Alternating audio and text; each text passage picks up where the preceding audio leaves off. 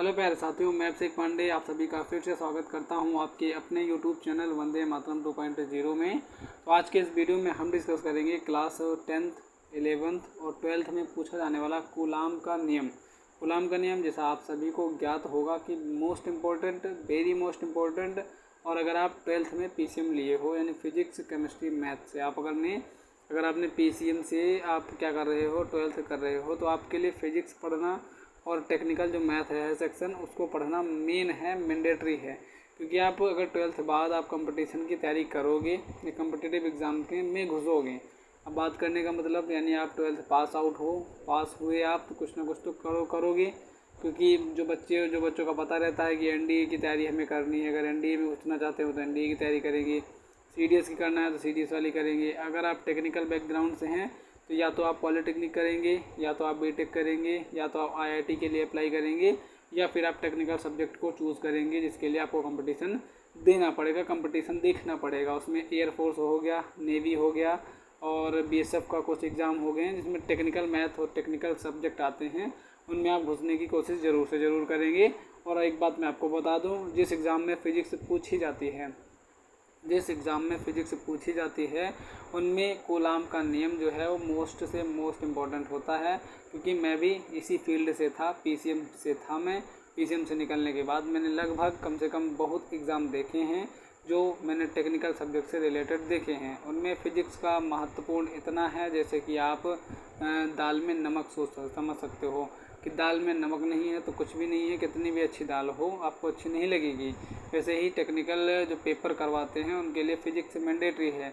क्योंकि दुनिया एक तरीके से अगर देखा जाए तो ऑक्सीजन पे तो चलती ही है, लेकिन दूसरा चीज़ एक और है, वो है फ़िज़िक्स। आप बोल रहे हो, आपके मुख से ध्वनियाँ निकल रही हैं, आपके मुंह से आवाज़ जो निकल रही है उसमें भी किसका कमाल है? फिजिक्स का कमाल है। वाइब्रेशन उत्पन्न होता है, फ्रीक्वेंसी अपनी वाइब्रेट करती है, तो जितना फ्रीक्वेंसी निकलती है उसी हिसाब से आवाज़ आपकी प्रोड्यूस होती है। तो आप सभी को पता है कि फ़िज़िक्स अपने डेली लाइफ में कितना इम्पोर्टेंट रखती है। तो हम यही कूलाम का नियम जो है आपको अच्छे से, जैसे मैंने पढ़ा है, जैसे मैंने याद किया है, रटा नहीं है मैंने, समझ के जैसे मैंने याद किया है उसी तरीके से आपको डिलीवर करने की कोशिश करूँगा। और अगर आप वीडियो में अभी तक रुके हुए हो तो आप सभी का बहुत बहुत शुक्रिया, क्योंकि इस वीडियो से आप वो सीख के जाओगे जो मैंने 5 साल के एक्सपीरियंस में खुद सीखा है। भले मेरा 12th से पास आउट हुआ था मैं, कोई गाइडलाइन नहीं थी हमारे पास, मैं बस तैयारी करता रहा कि किसी न किसी चीज़ की तैयारी करते रहो। लेकिन मैंने टेक्निकल जो सब्जेक्ट है वो नहीं छोड़ा। मैंने 12th के बाद BSc की थी, BSc में मैं भी पास आउट हूँ, वो भी फिजिक्स केमिस्ट्री मैथ, उसमें भी मैंने चूज़ किया था। तो फिजिक्स PCM से मेरा 12th हुआ है, तो आप सोच सकते हो कि फ़िज़िक्स से मेरा लगाव जो है वो बहुत रहा है। और जितना अच्छा फ़िज़िक्स मुझे लगती है और मैथ टेक्निकल लगती है, उतना मुझे अदर सब्जेक्ट पढ़ने में अच्छे भी नहीं लगते हैं। क्योंकि यहाँ से जो है आपका डेली लाइफ की जो रूटीन है वो फॉलो किए जाते हैं। सब कुछ फिजिक्स के बिहाफ पे ही डिपेंड होता है। आप चल रहे हो, फिजिक्स का काम है। ग्रेविटेशन है, आप चल रहे हो, कुछ भी कर रहे हो, सब में फिजिक्स का काम है। तो चलिए स्टार्ट करते हैं। तो यहाँ पे लिखा हुआ है कूलाम का नियम, कूलॉम्स लॉ। यानी आपको ज्ञात होगा कि कूलॉम एक साइंटिस्ट थे, उन्होंने अपना लॉ दिया था, उनके नाम पे ये नियम रखा गया है। यहाँ पे जो पहला नियम उन्होंने लिखा था, तो पहला नियम जो लिखा है कि दो वैद्युत आवेश कहने का मतलब दो तरीके के वैद्युत आवेश ले सकते हैं। जैसे Q1 ले लिया हमने, एक हमने ले लिया Q2। अब ये चार्ज है, क्यों रखता है, क्यू को क्यों रखा जाता है? तो क्यू से आपका चार्ज हो जाता है, आवेश हो जाता है, उसका नोटेशन है। तो यहाँ पे हमने दो चार्ज ले लिए, एक Q1 और Q2 ले लिया हमने। उसके बाद दो वैद्युत आवेशों के बीच आकर्षण या प्रतिकर्षण बल दोनों आवेशों के परिमाणों की गुणनफल का समानुपाती होता है। अब इसे कैसे समझेंगे हम? यहाँ पे मैं कलर चेंज कर लेता हूँ इसका। यहाँ पे जैसे आप समझोगे, जैसे यहाँ पे दो वैद्युत आवेश हैं, एक मैंने ले लिया क्या, एक Q1 ले लिया, एक हमने ले लिया Q2। अब इनके बीच में कह रहा है कि दो विद्युत आवेशों के बीच आकर्षण हो या प्रतिकर्षण हो। आकर्षण मतलब अट्रैक्शन होगा। कब होगा अट्रैक्शन? जब अगर पहला हमने जो चार्ज लिया है, पहला जो आवेश लिया है हमने, वो पॉजिटिव धनात्मक ले लिया हमने। पहले को हमने क्या ले लिया? धनात्मक ले लिया। और अगर दूसरे को हमने क्या ले लिया? माइनस में ले लिया, ऋणात्मक ले लिया। तब उनमें क्या होगा? आकर्षण होगा, उसे हम कहेंगे आकर्षण। प्लस माइनस आप देखते होगे, बैटरी आप देखे होगे, बैटरी में भी वही सेम कॉन्सेप्ट होता है कि प्लस और माइनस दो तरीके के वहाँ पे सिग्नल दिए जाते हैं। तो वैसे ही यहाँ पे समझ सकते हो कि दो चार्ज अगर हम लेंगे, एक ले लिया हमने धनात्मक, दूसरा ले लिया हमने ऋणात्मक, तब उनके बीच में होगा आकर्षण। और प्रतिकर्षण कब होगा? जब हम दोनों चार्ज को एक समान उस पर जो उसका साइन है, यानी धनात्मक इधर भी लिया, धनात्मक उधर भी लिया, तब होगा उनमें प्रतिकर्षण, मतलब रिपेल होगा, रिपल्सन होगा वहाँ पे। तो दो वैद्युत आवेशों के बीच आकर्षण या प्रतिकर्षण बल जो होता है, दोनों आवेशों के परिमाणों के गुणनफल का समानुपाती होता है। कहने का मतलब, अब हमने अगर प्लस माइनस चार्ज लिए हैं तो हम प्लस माइनस के साथ रखेंगे, और हमने प्लस प्लस करके ले लिए हैं तो प्लस प्लस के साथ ही रखेंगे। तो उनका जो मतलब उनको लगने वाला जो प्रतिकर्षण बल होता है, यानी यहाँ पे आपका Q1 रखा गया है, यहाँ पे आपको Q2 रखा गया है। अब इनके बीच में क्या लग रहा है? आकर्षण बल लग रहा है। तो आकर्षण बल को हमने क्या कर दिया? F से डिनोट कर दिया। तो जो F है वो इन दोनों के गुणनफल के किसके समानुपाती होगा? यानी जो फोर्स लग रहा है, आकर्षण या प्रतिकर्षण जो बल लग रहा है, तो इन दोनों चार्ज के गुणनफल के वो समानुपाती होगा। कहने का मतलब यहाँ पे हम लिख देंगे कि F directly proportional is equal to Q1 और इंटू Q2, इसके समानुपाती हो जाएगा। अब आपको यहाँ पे क्लियर समझ में आया होगा। पहला जो रूल उन्होंने बताया था, कूलाम का जो पहला नियम था, वो ये दर्शाता है, ये रिप्रेजेंट करता है। उसका दूसरा यहाँ पे दिया है कि दो वैद्युत आवेशों के बीच आकर्षण या प्रतिकर्षण बल दोनों आवेशों के बीच की दूरी के वर्ग का व्युत्क्रमानुपाती होता है। यानी कहने का मतलब, जो दो आवेश आपने लिए हैं उनमें जो आकर्षण और प्रतिकर्षण जो बल लग रहा है वो एक चीज़ पे और डिपेंड करता है। किसके? पहला तो हमने क्या देखा कि दोनों जो आवेश हैं उनके गुणनफल के वो समानुपाती होता है। और अगर हमने Q1 को और Q2 को कुछ दूरी पर रखा है, यानी कुछ उसमें उनके बीच में हमने गैपिंग कर दी है, कुछ दूरी पे उनको एक दूसरे से दूर करके रखा है, तो वो दूरी को हम R से डिनोट करेंगे, रिप्रेजेंट करेंगे। तो कह रहा है कि वो जो बल है, जो दोनों के बीच आकर्षण हो या प्रतिकर्षण हो, जो बल है वो उन जो दूरी है उनके बीच की दूरी की, उनका अगर हम स्क्वायर कर दें और इन्वर्स कर दें, तो वो जो आकर्षण बल प्रतिकर्षण बल है वो उनके डायरेक्टली समानुपाती या व्युत्क्रमानुपाती हो जाता है। कहने का मतलब F जो है वो इन्वर्सली प्रोपोर्शनल हो जाएगा 1/R के। कहने का मतलब इन्वर्सली मतलब वो व्युत्क्रमानुपाती उल्टा हो जाएगा, ऐसे आप समझ सकते हो। तो यहाँ पे आपको पहला और दूसरा कन्फर्मेशन मिली होगी। यानी पहला दोबारा रिपीट कर देता हूँ मैं, दो आवेश आपने ले लिए, एक प्लस का ले लिया, एक माइनस का Q ले लिया, तब उनके बीच में आकर्षण बल लगेगा। आकर्षण बल को हम F से रिप्रेजेंट करेंगे, और जो इनके बीच में आकर्षण बल लग रहा है वो इन दोनों आवेशों के गुणनफल के डायरेक्ट समानुपाती होगा, यानी डायरेक्ट बराबर कर देंगे हम। और दूसरा क्या कॉन्सेप्ट है? दूसरा है कि उन्हीं दो चार्ज जो हमने ले रखे हैं उनको हम किसी दूरी पर रखें, कुछ दूरी पर अगर रखते हैं, तब उनके बीच में जो बल लगेगा, आकर्षण बल हो या प्रतिकर्षण बल हो, वह जो है उन दोनों के बीच की दूरी के वर्ग के व्युत्क्रमानुपाती होता है। व्युत्क्रमानुपाती मतलब व्युत्क्रम होगा तब समानुपाती हो जाएगा, बराबर हो जाएगा। तो यानी F इज इक्वल टू, एक तो बना आपका F प्रोपोर्शनल Q1 और मल्टीप्लाई Q2, दूसरा बनेगा आपका F प्रोपोर्शनल 1/R²।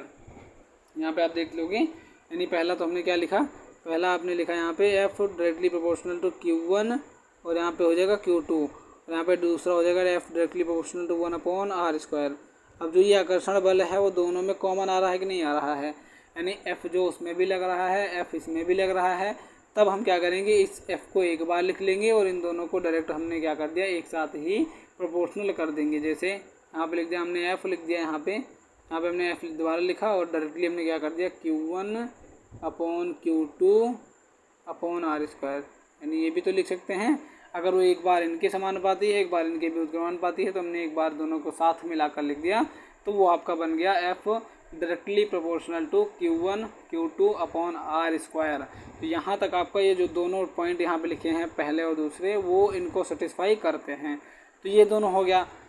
अब आगे लिखा हुआ है कि ये दोनों नियम सम्मिलित रूप से कूलाम का नियम कहलाते हैं। यानी पहले तो अगर एक की बात करेंगे तब हम कूलाम का नियम नहीं कह सकते हैं, अगर सिंगल हम दूसरे की बात कर रहे हैं तब भी हम कूलाम का नियम नहीं कह सकते हैं उसे। जब हम इन दोनों नियमों को मैच करा देंगे, एक में सम्मिलित करा देंगे, तब हम कहेंगे वो किसका नियम है, तो कूलाम का नियम वो कहलाएगा। सिर्फ सेकंड नियम को वैद्युत बल का व्युत्क्रम वर्ग नियम कहा जाता है। अगर हमने कह दिया पहले नियम को तो उसको कुछ दूसरा कह दिया जाएगा, दूसरे की बात करेंगे तो उसको कुछ दूसरा कह दिया जाएगा। तो यहाँ पे सिर्फ सेकंड नियम को वैद्युत बल का, यानी जो सेकंड दूसरा वाला रूल है कि दोनों आवेशों के बीच की दूरी का वर्ग कर दें, वो तो वो व्युत्क्रमानुपाती होगा किसके, आकर्षण बल या प्रतिकर्षण बल के। तो ये जो नियम है वो वैद्युत बल का व्युत्क्रम वर्ग नियम भी कहा जाता है। तो ये देखो आपका यहाँ पे जो डार्क पॉइंट में लिखे हैं, यानी ये व्युत्क्रम वर्ग नियम। अब ये आप कंपटीशन की तैयारी करोगे ना, तो ये बता दे रहा हूँ मैं, ये क्वेश्चन ज़रूर पूछ लेंगे। अब कंपटीशन में अगर ये क्वेश्चन आ गया तो अगर डीप में आप पढ़े नहीं हो तो फिर तो कूलाम का नियम 12th में है, और कूलाम का नियम आप जानते हो, हम जानते हैं, दुनिया जानती है कूलाम का नियम क्या है। तो आयोग ये थोड़ी ना पूछेगा कि हमें कूलाम का नियम बता दो, वो तो ये पूछ लेगा कि आपका व्युत्क्रम वर्ग नियम किस नियम को कहा जाता है, या पूछ लिया जाएगा कूलाम के नियम का जो दोनों पॉइंट है उसमें से किसको कहा जाता है। अब ये बन गया आपका बढ़िया क्वेश्चन कि जिसमें वो बच्चे कर पाएंगे जो डीपली पढ़े हुए होंगे, और जो ऊपर का कूलाम का नियम ही पढ़ा रहा होगा तो उसमें तो गड़बड़ी हो जाएगी, गड़बड़ हो जाएगा। तो यहाँ पे मेन आपको ये ध्यान में रखना है कि 12th वाला दूसरा होता है, उसमें कॉन्सेप्चुअल आपके लिखने पड़ते हैं, लिख के आपको नंबर मिल जाते हैं। इन कंपटीशन में भीड़ बहुत होती है और भीड़ को काटने के लिए हमें डीपली जाके पढ़ना पड़ता है हर चीज़ों को। तो यहाँ पे आपको पता चला कि व्युत्क्रम वर्ग नियम किसको कहा जाता है। तो कूलाम का जो सेकंड वाला रूल है, सेकंड वाला जो कॉन्सेप्ट है, स्टेटमेंट है, उसी को कहते हैं व्युत्क्रम वर्ग का नियम भी कहा जाता है।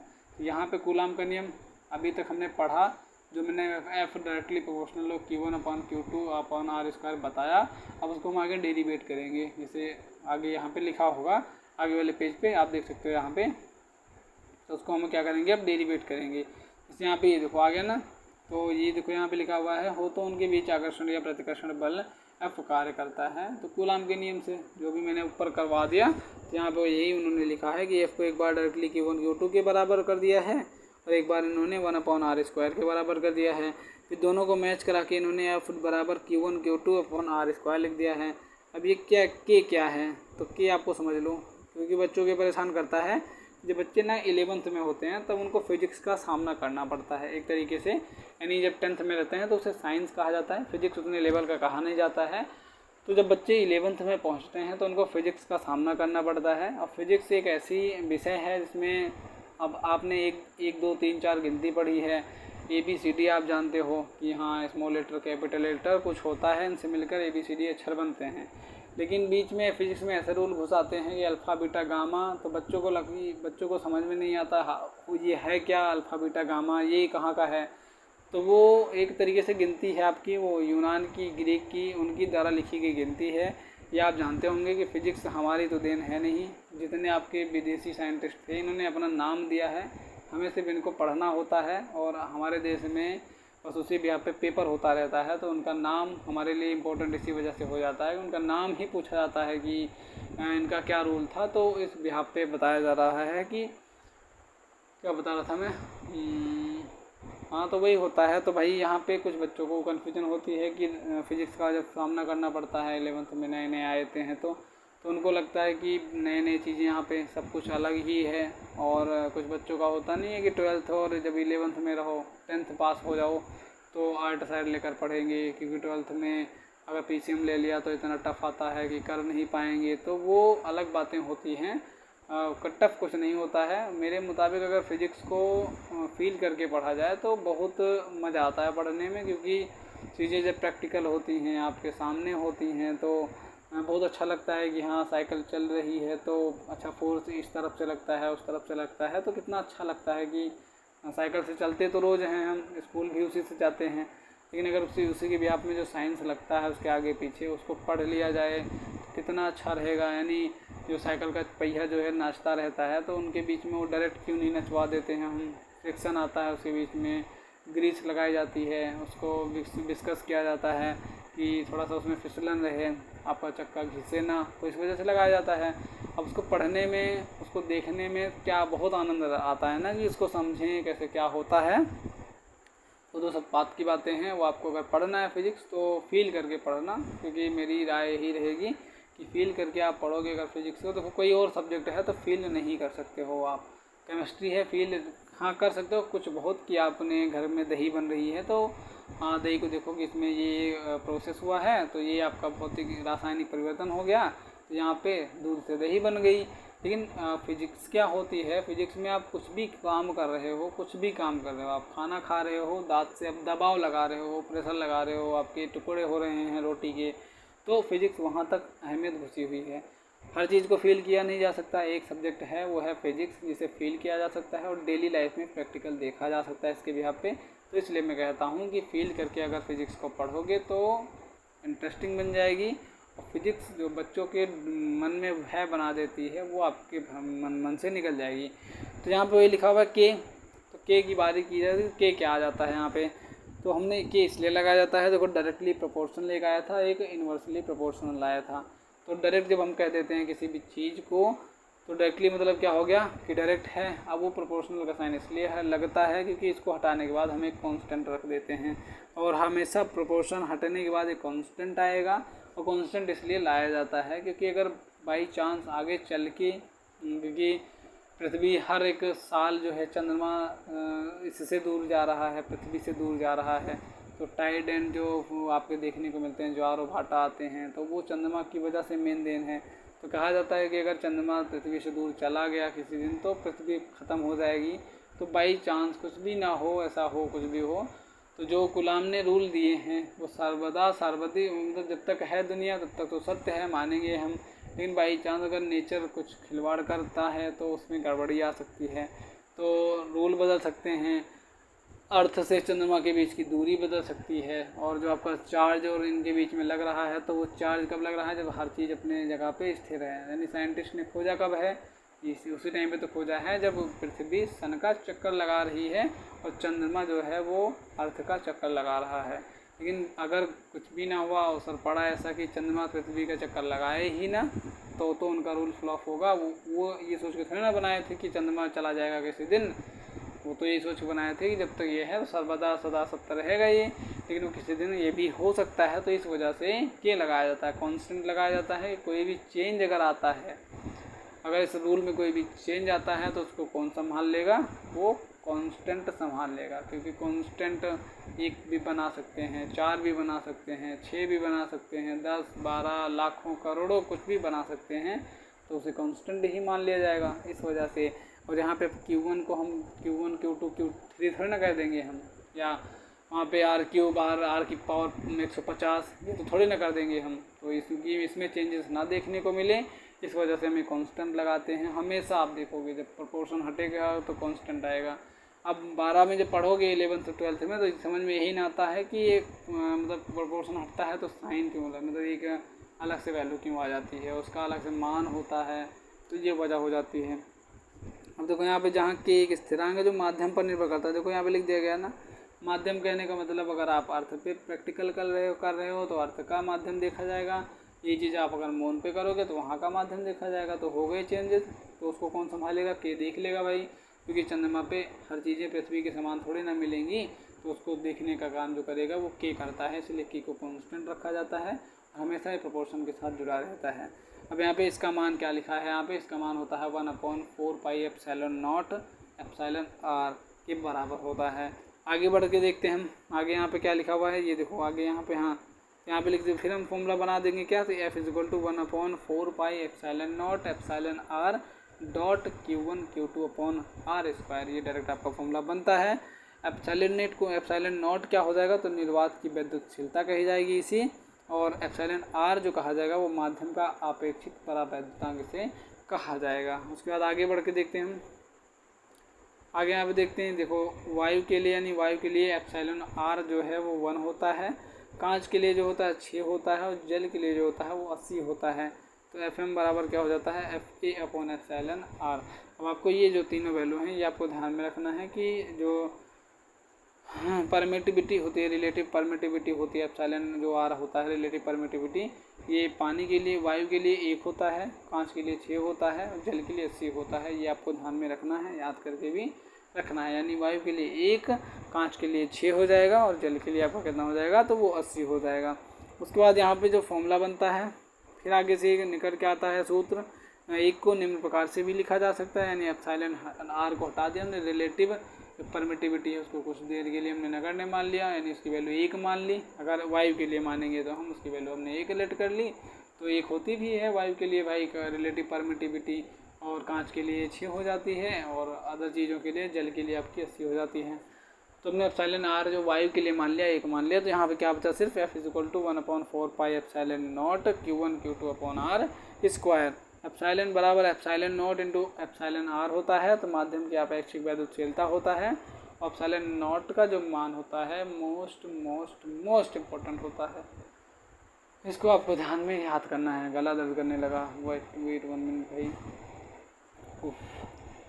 जहाँ पे एप्सिलॉन नॉट का जो मान हो जाता है वो 8.854 हो जाता है, और मल्टीप्लाई 10⁻⁻12 फैरड अपॉन मीटर हो जाएगा। तो ये मात्रक भी आपको ध्यान में रखना है, और एप्सिलॉन नॉट की जो वैल्यू है इसको भी आपको ध्यान में रखना है। तो आगे बढ़ने से पहले यानी यहाँ पे आपका जो उसका कूलाम का जो नियम था वो मैंने यहाँ पे पूरा डिस्कस कर लिया है, यानी कूलाम का क्या नियम था, कैसे उन्होंने बताया था, तो उसको हमने यहाँ पे डिस्कस कर लिया है।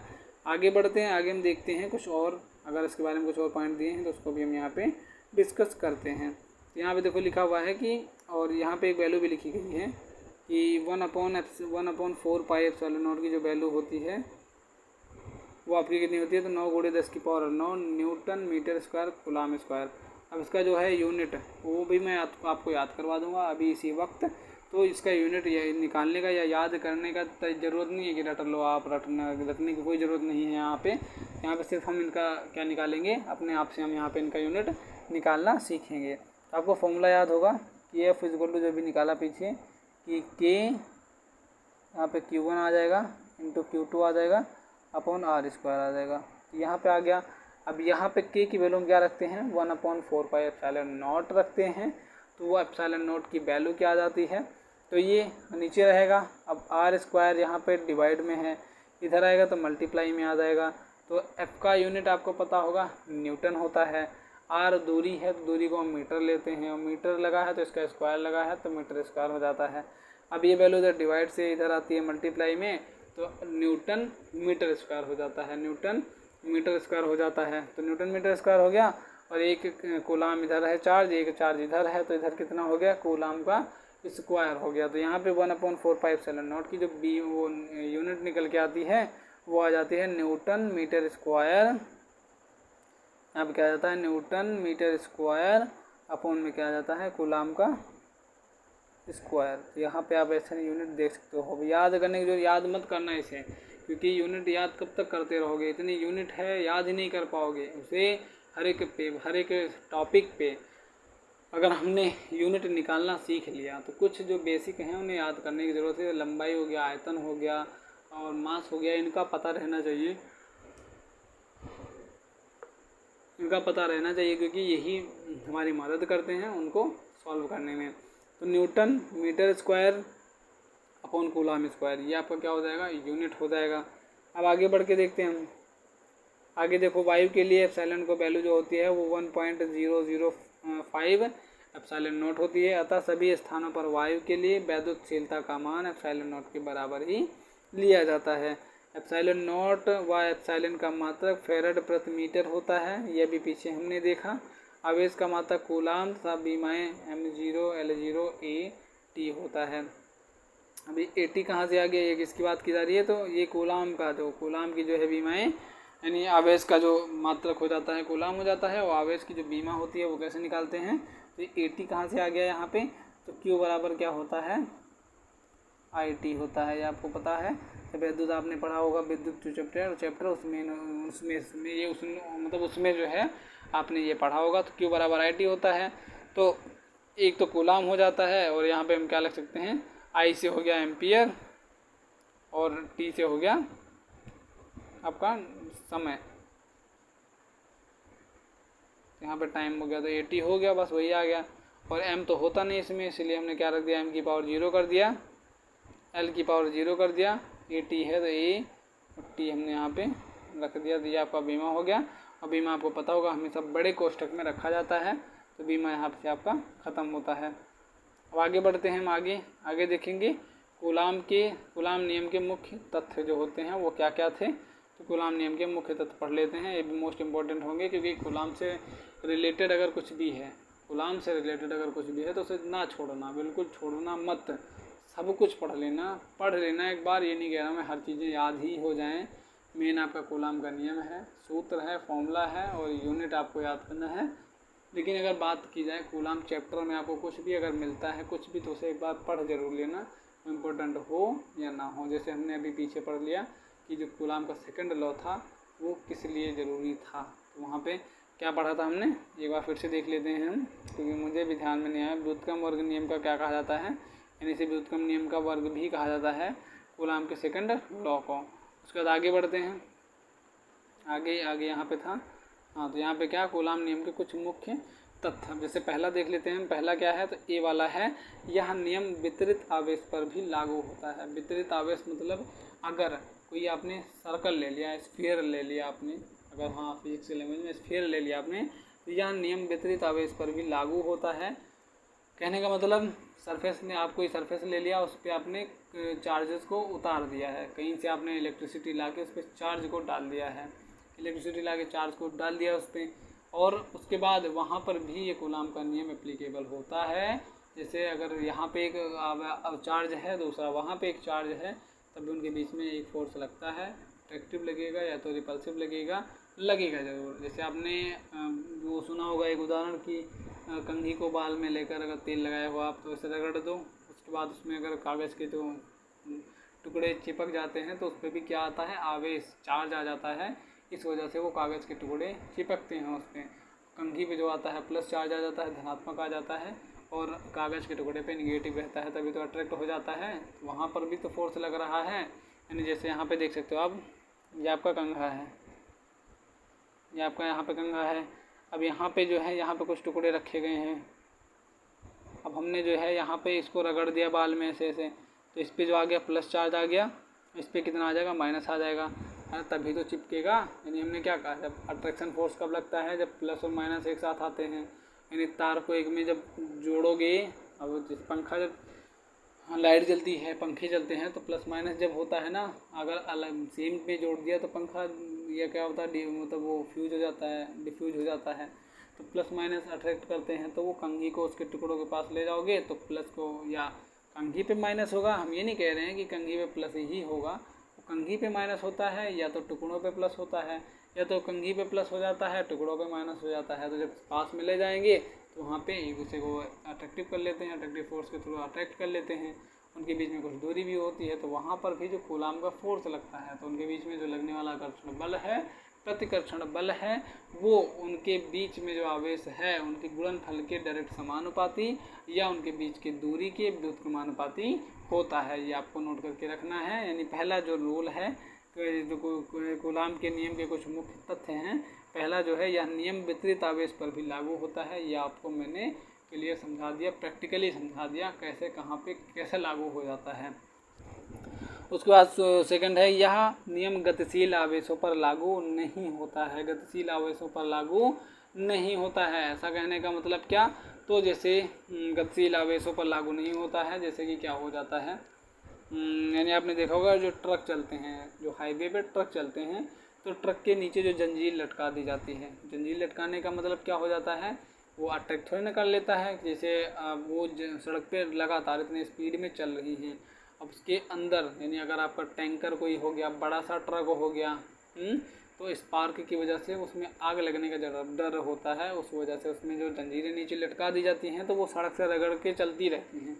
तो वो इसलिए लगाई जाती हैं क्योंकि जब हलचल की वजह से, इतनी तेज़ रफ्तार है वायु के वेग से, यानी वायु के ये वेग से नहीं, लगभग अगर उससे कम ही चल रही होगी, तब भी उससे कम रफ्तार में अगर चल रही होगी, तब भी उसमें क्या होगा, वेलोसिटी आएगी, स्पीड आएगी।